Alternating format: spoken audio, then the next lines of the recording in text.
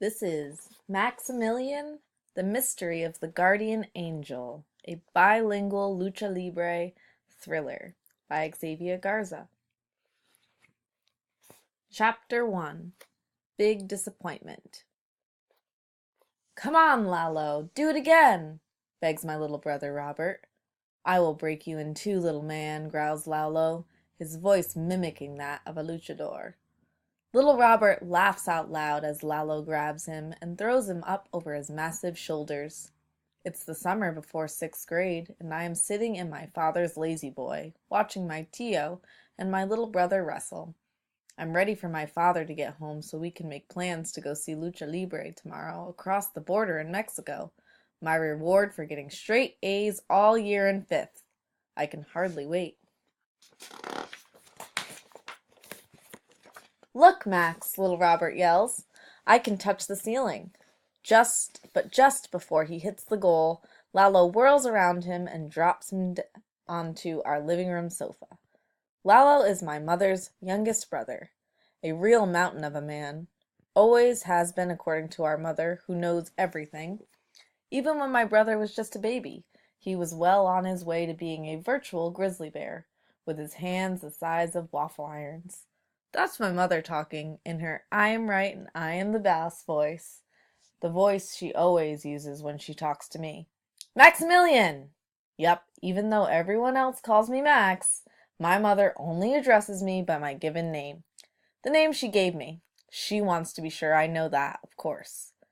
When my pushy big sister Rita tries to tell me what to do, I often remind her that the name Maximilian means the greatest, as I am the greatest. Yeah, right, Max, she always says. Oh, please. Lalo is as big as my favorite masked luchador, the Guardian Angel. I bet he's just as strong. In fact, the physical similarities between my uncle and the Guardian Angel are uncanny. He has the same square chin and massive arms. He even shares the Guardian's huge chest. 1, 2, 3, screams Lalo as he pins little Robert's shoulders to the couch. Lalo beats the Guardian Angel. I laugh at Lalo's bravado, as if he could really beat the greatest masked wrestler the world has ever known. You should have become a luchador, Lalo, I tell him. You're right, Max. I bet even the Guardian Angel himself couldn't beat me. He must be getting pretty old by now. What is he, 70? He's not that old, Lalo. Could he be that old? Well, I tell him, it doesn't matter how old the Guardian Angel is. His mask keeps him young. That's what they say about him in the movies. The Guardian Angel is also a movie star in Mexico. Twice a month, my father takes us to the drive-in on the outskirts of town.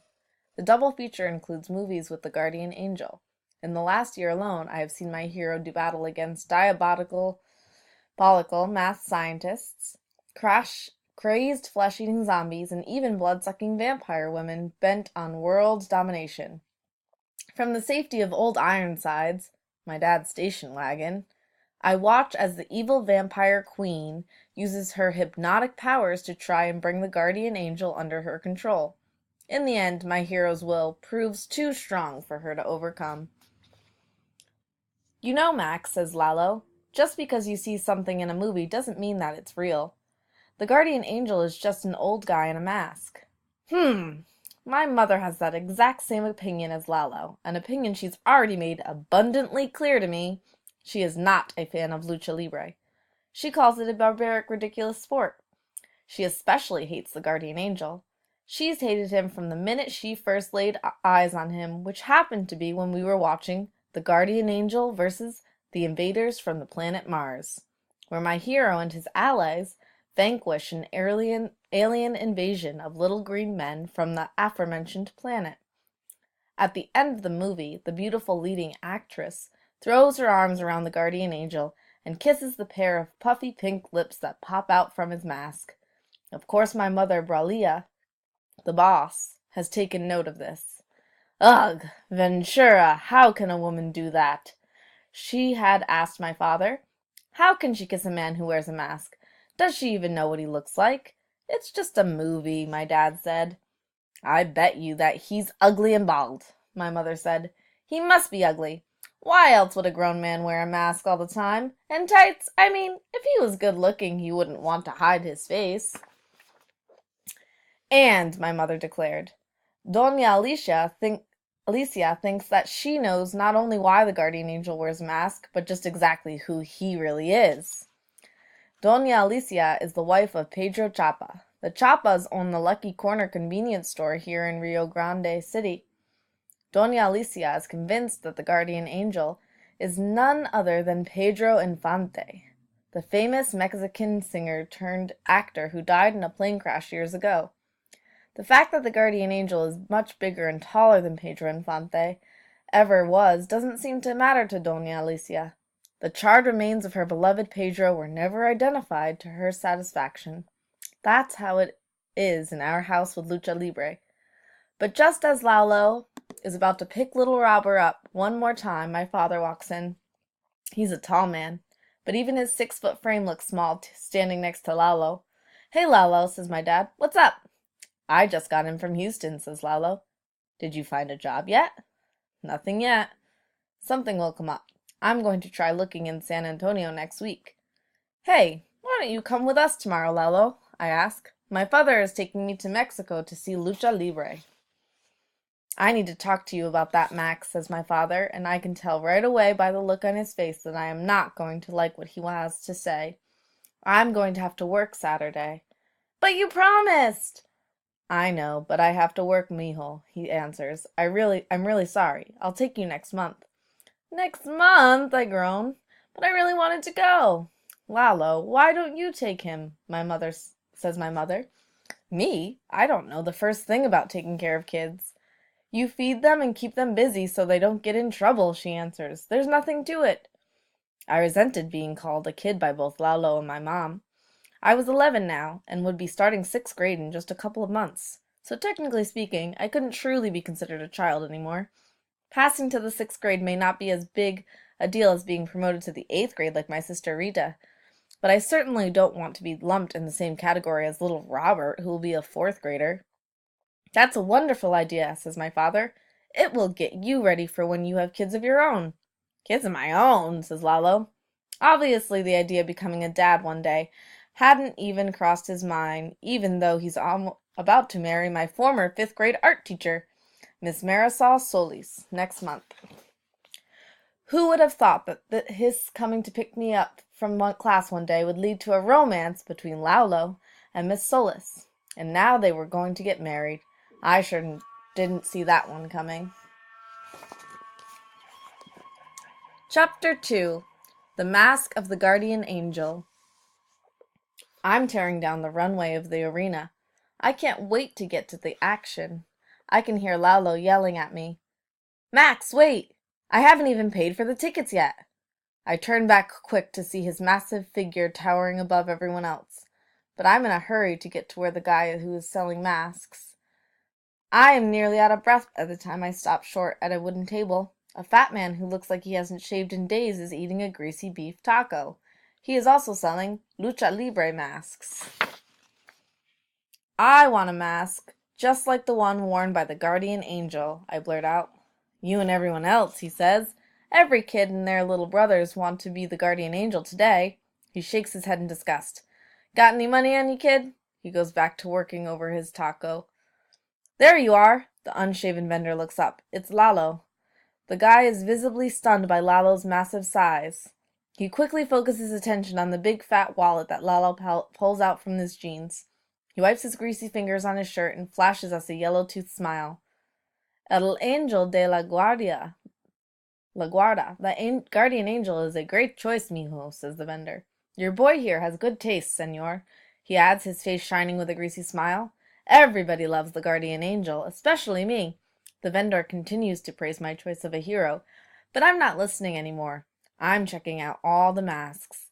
They're all here. The fanged mask of Vampire Velasquez, the feather-encrusted disguise of the masked rooster, the dark mask of the evil Black Shadow, lies side by side with the noble mask of the White Angel. Where's the guardian angel? The vendor pulls a large cardboard box from under the table. He opens its flaps and rummages through the box. Sorry, mijo, I must have sold the last one already. No guardian angel? I can't believe it. I don't have the guardian angel, but I do have others, says the vendor. He reaches into the cardboard box and produces an aqua-colored mask with white circular spirals on both of its cheeks. The mask culminates with the letter T embroidered on its forehead. The Tempest Anaya, he declares proudly. He taught the guardian angel everything he knows. The Tempest Anaya may well be my hero's mentor, but he's not the guardian angel. Look at that one, Max, says Lalo. It's a black and white mask with a gold lightning bolt in the middle of the forehead. This one belongs to Jalisco Lightning Bolt. He's a great one too, says Lalo. The Jalisco Lightning Bolt looks cool, with that mariachi hat and shoulder serape that he wears to the ring and all, but he is still not the guardian angel. Nobody is. A silver mask with embroidered orange flames like the one worn by the guardian angel is the most coveted possession that a true lucha libre fan can ever hope to own. I'll make you a deal, senor, says the vendor directly to my tío Lalo. How about if I let you have 2 masks for the price of 1? He holds up the fanged mask of Vampire Velasquez in one hand and the horned disguise of El Diablo Rojo, the Red Devil, in the other. The Vampire Velasquez and El Diablo Rojo, declares the vendor triumphantly.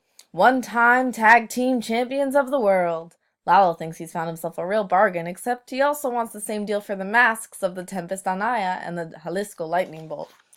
No, Tio, it's not a good deal, I try to tell him, but the exchange of money for masks happens in the blink of an eye and completely without my advice. It's clear to me that my Tio doesn't know a single thing about lucha libre. He wouldn't know the difference between a rudo and a technico if they sat down in front of him at lunch. Soon we are sitting at ringside. A dozen kids are playing inside. Many of the boys are wearing their guardian angel masks. I feel bad enough as it is, and then Lalo goes and makes a bad situation even worse when he hands me the horned mask of El Diablo Rojo. Put it on, mijo, he says, his tone of voice making it clear that he'd already decided I'm going to have fun whether I want to or not. I stare in disgust at the horned mask that Lalo is dangling in front of me. I give it the same look you would use for fresh roadkill. Does he really expect me to be unfaithful to my hero by wearing the mask of one of his most hated rivals? Come on, just put on the mask and get into the spirit of things, says Lalo as he pulls the mask of El Diablo Rojo over my head and tightens its laces before I have a chance to protest. He hoists me up and over his left shoulder and deposits me inside the wrestling ring. You look good, Max. Now go and play with the other boys, and off he goes in the general direction of the beer stand. I can't believe it! Lalo has just abandoned me in the ring of wearing the mask of El Diablo Rojo, one of the most hated rudos in all Lucha Libre. And right in front of me is a girl wearing the mask of the guardian angel. No way, I cry out. What right does this girl have to the mask of the guardian angel? Worse, she had placed 6 pink sticker hearts right on its forehead, an unforgivable show of disrespect. Then it comes to me, an idea so brilliant that even the guardian angel himself wouldn't have come up with a better one. I will have my mask yet. Removing the mask of the hated Diablo Rojo, I approach the girl and tap her on the shoulder. 2 large green eyes glowing like a cat stare back at me through the teardrop-shaped silhouettes. Want to trade? I ask her, dangling the mask of El Diablo Rojo in front of her, but she doesn't respond. Want to trade? I ask again, but slower this time. Maybe she's deaf and reads lips. This only makes the girl giggle. Why are you talking funny? She asks me. Desperate, I decide that it's time for me to lay it off all on the line. I'll trade you my 4 masks for your guardian angel, I tell her. The girl gives me a big open smile. Ha, she has taken the bait, I think to myself. I give her my 4 masks and hold out my hand for the mask of the guardian angel. And what does she do? She runs away. What's going on? I cry out. She isn't going to keep her end of the bargain. No fair, I yell and run after her. I manage to grab hold of the back of her guardian angel's mask. I pull it right off her head, but she grabs it and refuses to let go. We engage in a tug of war. Everyone is watching. I give the mask a mighty pull and tear it free from her grasp. The quick move sends the girl falling backward down to the canvas. I've done it!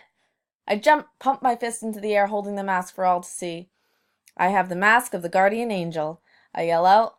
I turn to leave, only to find that the path back to my seat is blocked by the unshaven, mask-selling vendor. His scary green eyes are staring down angrily at me. You pushed me, Daddy, the girl cried out from behind me. This fat old man in the little girl's father